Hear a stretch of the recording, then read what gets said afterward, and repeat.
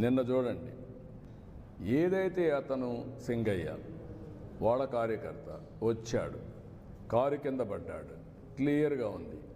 మానవత్వం అంటే ఏం చేసి ఉండాలి? మీరు వాడిని హాస్పిటల్కి తీసుకెళ్ళాలి కదా. తర్వాత ఏం జరిగిందో అది వేరే విషయం.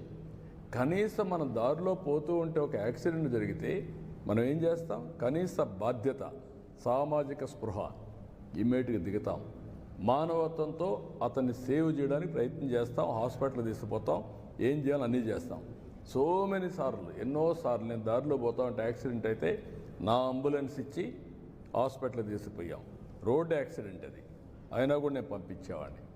కనీసం నువ్వు నిలబడకుండా, కనీసం దాన్ని నీ మనుషులు అక్కడ ఒక కుక్క పిల్లని మారి తీసి రోడ్డు మీద పక్కన బారేసి, చెట్ల కింద బారేసి మీరు వెళ్ళిపోయారంటే, కంపల్లో బారేసి మానవత్వం ఉందా మీకు? ఇప్పుడు ఆ అమ్మాయిని పిలిపించి బెదిరించి దాన్ని రాజకీయం చేయాలని చూస్తున్నారంటే వీళ్ళు మనుషులా? వీళ్ళు అదే ఈ ప్రజానీకం అర్థం చేసుకోవాల్సిన అవసరం ఉంది.